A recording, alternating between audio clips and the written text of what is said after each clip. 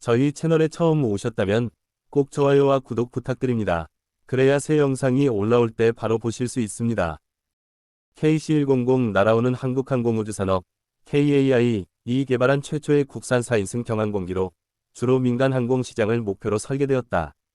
기본 모델은 주로 항공교육, 개인용, 그리고 소형 항공 운송을 위해 만들어졌지만 시간이 지나면서 군사용으로 변형할 수 있는 가능성도 논의되었다.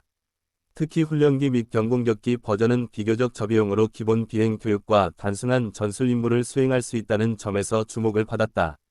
만약 날아오니 훈련기형으로 개발되었다면 초기 조종사 양성 과정에서 보다 경제적이고 효율적인 대안을 제공했을 것이며 이는 한국 공군의 훈련 시스템을 다변화하는 데 기여할 수 있었을 것이다. 또한 경공격기로 개조될 경우 제한적이지만 정찰, 근접 지원, 국경 초계와 같은 임무에 투입될 가능성도 있었다. 그러나 이미 KT-1 같은 터보프롭 훈련기와 T-50Z 훈련기가 운영되고 있었기 때문에 날아온의 군사용 변형은 중복 투자와 효용성 문제로 현실화되지 못했다. 그럼에도 불구하고 KC-100 훈련기 및 경공격기 제안은 한국 항공산업이 단순 민간용 항공기 개발을 넘어 다양한 군사적 활용 방안을 모색했다는 점에서 중요한 의미를 남겼다. 훈련기형 KC-100은 한국항공우주산업이 민간용 경항공기 날아온을 기반으로 하여 제안된 구상 중 하나로 저비용의 기본 비행 훈련기를 확보하려는 목적에서 검토되었다. 기존의 T-50이나 KT-1과 같은 국산 훈련기는 우수한 성능을 갖추고 있었지만 그만큼 제작 및 운용 비용이 높아 초기 단계의 조종사 교육에는 부담이 될 수 있었다. 이에 따라 KC-100을 훈련기형으로 개조하면 연료 소모가 적고 유지보수 비용이 낮으며 소규모 비행장에서 운용이 가능하다는 장점이 부각되었다. 이러한 특성은 조종사 후보생들이 본격적인 제트기 훈련에 들어가기 전 비행의 기초를 보다 경제적이고 효율적으로 익힐 수 있는 환경을 제공했을 것이다. 특히 민간 항공 시장을 겨냥해 개발된 원형 기체는 안전성과 편의성을 고려한 설계가 반영되어 있어 훈련기 전환 시에도 안정적인 플랫폼으로 평가될 수 있었다. 하지만 이와 같은 장점에도 불구하고 이미 한국 공군은 KT-1으로 기초훈련 과정을 운영하고 있었기 때문에 KC-100 훈련기형의 필요성이 낮아 실제 개발로 이어지지 못했다. 그럼에도 이 제안은 비용 효율적 훈련 체계 확립을 위한 다양한 시도의 일환으로 의미를 가진다. 국산 항공기 기술을 활용하여 한국 항공산업의 자립성과 경쟁력을 강화하려는 목적은 KC-100 날아온 훈련기형 제안의 중요한 배경 중 하나였다.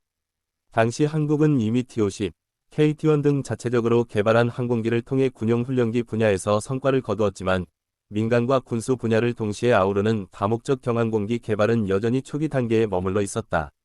KC-100을 기반으로 한 훈련기나 경공격기 버전은 단순히 비용 절감 차원을 넘어 한국이 항공기 전주기 개발 능력을 보유하고 있음을 보여줄 수 있는 상징적인 사례가 될 수 있었다. 특히 독자적인 설계, 제작, 유지보수 체계를 확보하면 해외 의존도를 줄일 수 있고 장기적으로는 국산 항공기의 해외 수출 기회도 확대될 가능성이 있었다. 더 나아가 이러한 프로젝트는 국내 연구진과 기술 인력의 역량을 축적하는 계기가 되어 차세대 항공기 개발 프로그램, 예를 들어 KF-21 보라매와 같은 대형 프로젝트로 이어지는 토대가 될 수 있었다. 결국 KC-100 군용 변형 제안은 단순한 기체 개조 아이디어를 넘어 한국 항공산업의 자주성과 글로벌 경쟁력 강화를 위한 전략적 시도의 일환으로 평가될 수 있다. 그러나 이미 한국 공군은 T-50 고등훈련기와 KT-1 기본훈련기를 실전 배치하여 운영하고 있었기 때문에 KC-100 날아온을 훈련기형으로 개조하는 방안은 중복 투자라는 문제가 제기되었다. KT-1은 터보프롭 기반으로 기초 비행 교육에 최적화되어 있었고 T-50은 제트 기반으로 전투기 조종사 양성을 위한 고등훈련 과정을 담당하고 있었다. 이처럼 훈련 체계가 이미 잘 정립되어 있는 상황에서 또 다른 훈련기를 개발하는 것은 실질적인 필요성이 부족하다는 비판을 받았다. 특히 KC-100은 원래 민간용 경항공기로 설계된 만큼 군사적 활용성을 확보하려면 추가적인 개조와 비용이 불가피했는데 그 과정에서 소요되는 자원은 다른 전략적 사업에 투자되는 것이 더 효과적이라는 의견이 많았다.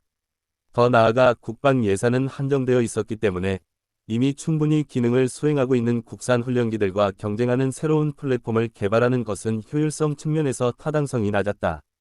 따라서 KC-100 훈련기형 제안은 초기 검토 단계에서 흥미로운 가능성을 보여주었지만 현실적으로 중복성과 비용 대비 효과 문제로 인해 본격적인 개발로 이어지지 못한 사례로 남게 되었다. KC-100 날아온의 훈련기 및 경공격기 변형안 초기에는 비용 절감과 국산 기술 활용이라는 장점으로 관심을 받았지만 결국 제한된 성능과 군사적 활용성 부족으로 인해 실제 채택이나 양산으로 이어지지 못했다. 본래 민간용 경항공기로 설계된 KC-100은 안전성과 효율성을 중시한 구조를 가지고 있었지만 군용 훈련기나 전술용 플랫폼으로 전환하기에는 한계가 명확했다. 우선 기체 출력과 속도, 기동성 면에서 군사훈련 요구 수준을 충족시키기 어려웠고 전술 장비나 무장을 탑재할 수 있는 구조적 여유도 충분하지 않았다. 또한 이미 한국 공군은 KT-1, 과T-50이라는 검증된 훈련기 체계를 보유하고 있었기 때문에 KC-100이 제공할 수 있는 군사적 가치는 제한적일 수밖에 없었다. 이런 상황에서 KC-100을 군용으로 개조하는 데 들어가는 추가 비용은 실질적인 효과에 비해 과도하게 평가되었고 결국 사업성이 낮다는 결론이 내려졌다.